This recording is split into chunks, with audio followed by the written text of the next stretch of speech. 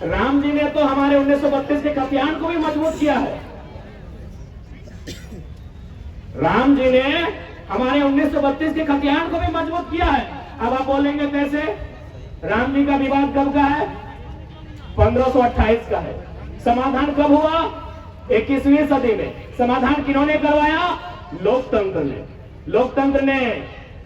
तो भाई जब मुगलों के काल की समस्या का समाधान लोकतंत्र में हो सकता है, तो हम तो अंग्रेजों की काल की समस्या का समाधान मांग रहे हैं।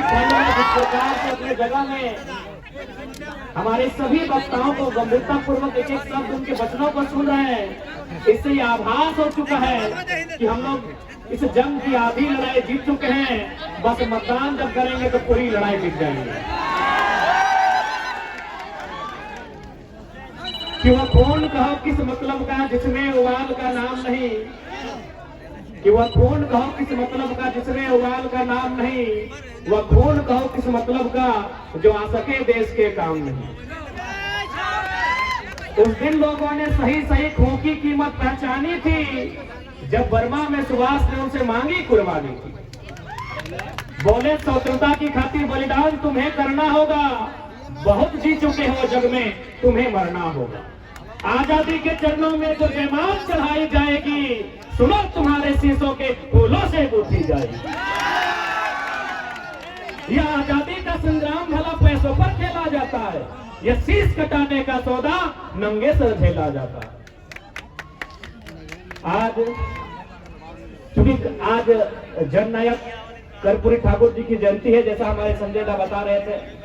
उस जननायक को नमन करते हैं और नेताजी की पंक्तियों को रखा कि कल नेताजी की जयंती थी। और एक दिन पहले इस देश में आस्था के विषय, करोड़ों लोगों के आस्था के विषय राम अयोध्या में विराजित हुए।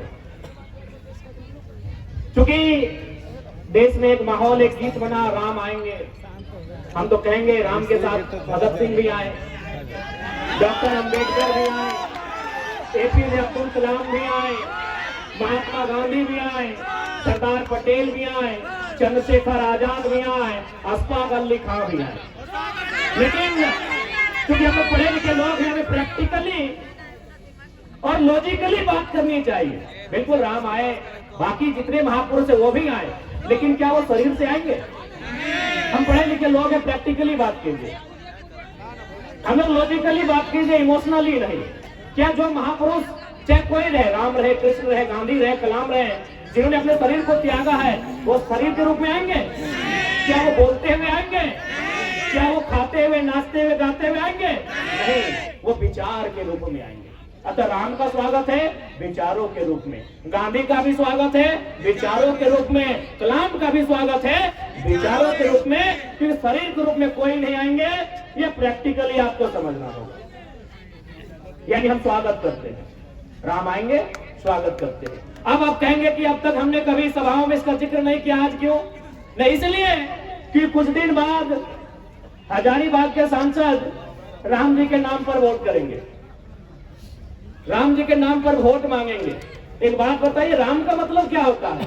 राम का मतलब होता है त्याग, राम का मतलब होता है पिता के वचन के लिए राजपाट का त्याग। और ये जयंत सिन्हा जब राम के नाम से वोट मांगेंगे, आपको थोड़ा सवाल करना चाहिए, जिसके पास 50,000 करोड़ की संपत्ति है, वो किस मुख से राम के नाम से वोट मांगेंगे? उनसे पूछिएगा कि राम का मतलब क्या है। भाई पूछना है बात, राम का आदर्श क्या है, राम का चरित्र क्या है, राम का आचरण क्या है, उनसे पूछिएगा। आज लगभग 62 विदेशी कंपनियों में उनका सीधा शेयर है, और ये व्यक्ति राम के नाम से मतदान करेंगे और आप मतदान दे देंगे? 62 कंपनियों में जो हजारीबाग के सांसद हैं, उनका 62 कंपनियों में सीधा शेयर है विदेश में। वो तो आप जानेंगे कि परसेंटेज कितना है, लेकिन मुझे जहां तक जानकारी है 62 कंपनियों में इन ढोंगियों का, इन पाखंडियों का सीधा शेयर है। यदि राम जी के पास 50,000 करोड़ की संपत्ति होती तो क्या करते? अरे वो बिशुनगढ़ के 45 मजदूरों को सऊदी अरब में नहीं छोड़ते, वो बिशुनगढ़ के 45 मजदूरों को सऊदी अरब में नहीं छोड़ते जो टॉयलेट का पानी पी रहे हैं। वो बड़का गांव के लोगों में कर्फ्यू का माहौल नहीं उत्पन्न करते हैं, जो है अडानी प्राइवेट लिमिटेड कंपनी जमीन अधिग्रहण के लिए वहां इस प्रकार से पुलिस प्रशासन भरी है जैसे वो तालिबान लगता हो। और कल ये शख्स आएंगे और ये भावनाओं के नाम पर, आस्थाओं के नाम पर मत लेने का काम करेंगे। तो क्या राम का चित्र ऐसा ही था जैसा दयाल सिंह का है? इसलिए आज राम यानी विचार, राम यानी आचरण, राम यानी आदर्श, राम यानी कर्तव्य। एक भी लक्षण वर्तमान जो सांसद है, क्योंकि यहाँ सबसे ज्यादा हिंदू मुस्लिम के नाम से मतदान होता है, एक भी लक्षण राम का इनमें नहीं दिखता है।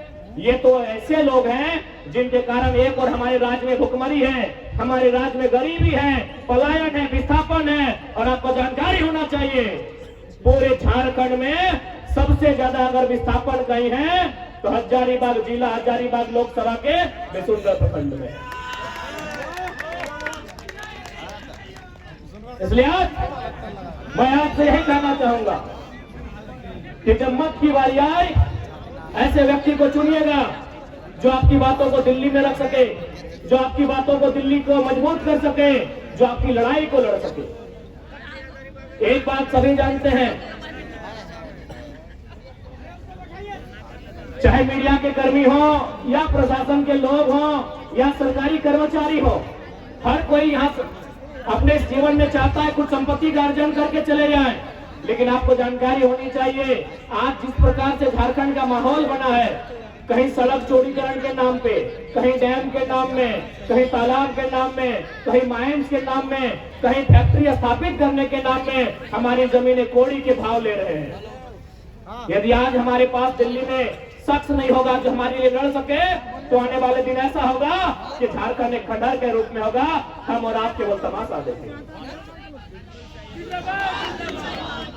मैं आपके माननीय सांसद के करतूत सुनाता हूँ। करतूत और कारनामा में फर्क होता है, जैसे क्लेवर और कनिंग होने में फर्क होता है। दोनों का मतलब चालाक होता है लेकिन एक का मतलब धूर्त होता है। तो मैं इनकी करतूत आपको सुना रहा हूँ। आपके जो यशस्वी नरेंद्र मोदी जी के नाम पर ये वोट लेंगे, माननीय दयाल सिन्हा इनका बाप भी संसद रह चुके, अपना बेटा को बनाने की तैयारी में है। राजरप्पा में प्रोजेक्ट आया था, आज समझिए कि किस प्रकार झारखंड को खोखला किया जा रहा है, किस प्रकार हमारी बुनियादी ढांचे को बर्बाद किया जा रहा है, किस प्रकार हमारे रोजी रोजगार को प्रदेशों के हाथों बेचा जा रहा है। वहां एक प्रोजेक्ट आया था, चूंकि सांसद है, दिल्ली से टीम आई थी तो सांसद की एक कुर्सी लगी हुई थी। सांसद महोदय कुर्सी में बैठते हैं, अंदर जो दिल्ली की टीम आई थी 5 सदस्य या 7 सदस्य टीम थी, उनसे पूछा सांसद महोदय ने, यशस्वी सांसद, आपके लोकप्रिय सांसद, आपके धर्मात्मा सांसद, अब भाई राम के नाम से वोट मांगते तो धर्मात्मा ही होंगे और आपने दिया है। इस धर्मात्मा सांसद ने पूछा कि ये प्रोजेक्ट कितने में कंप्लीट हो सकता है? बोला सर हार्डली 15 से 20 करोड़ में पूरा हो जाएगा। इस धर्मात्मा, आपके लिए धर्मात्मा, हमारे लिए कहीं ना कहीं ये मानव के रूप में छुपे दानव है। इसने कहा इसको 250 करोड़ बनाइए। आप पता कर लीजिएगा, राजरप्पा प्रोजेक्ट वहां 15 करोड़ में ये योजना थी, इन्होंने कहा इसको 250 करोड़ बनाइए। यानी जो योजना 15 करोड़ में हो सकती थी, 250 करोड़ किसके लिए? अपने लिए, अपनी पत्नी के लिए, अपनी साली के लिए, अपनी सलहद के लिए।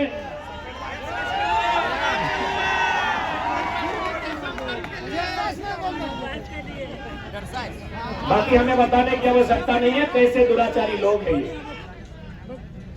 वास्तव में राम भी उनको मानते हैं जो अंतरात्मा से और दिल से मानते हैं। ये लोग अपने पाप को छुपाने के लिए केवल जबान से राम का नाम लेते हैं।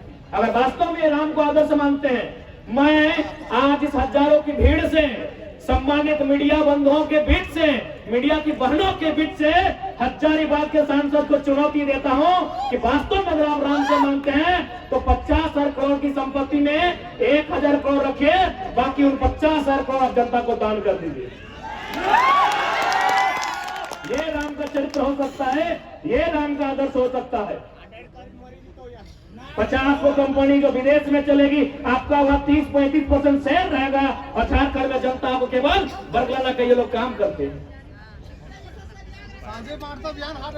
आज झारखंड गरीब नहीं है मेरे साथियों, मेरी माताओं, मेरे बहनों, मेरे बुद्धिजीवी अभिभावकों, इस झारखंड को गरीब बनाया जाता है। झारखंड नहीं है गरीब। इस राज्य को जानबूझ के ये लोग बर्बाद करने पर तुले हैं और ये हमारा आपका कर्तव्य बनता है कि इस राज्य की उन्नति कैसे हो, इस राज्य का हितार्थ कैसे हो, इस राज्य को बचाया कैसे जाए और इस राज्य को अव्वल दर्जे का राज्य बनाया कैसे।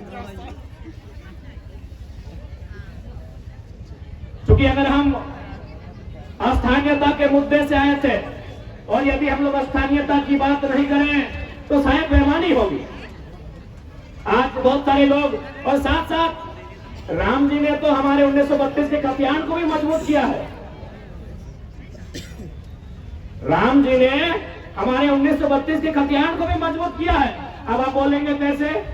राम जी का विवाद कब का है? 1528 का है। समाधान कब हुआ? 21वीं सदी में। समाधान किन्होंने करवाया? लोकतंत्र ने। लोकतंत्र ने। तो भाई जब मुगलों के काल की समस्या का समाधान लोकतंत्र में हो सकता है तो हम तो अंग्रेजों की काल की समस्या का समाधान मांग रहे हैं।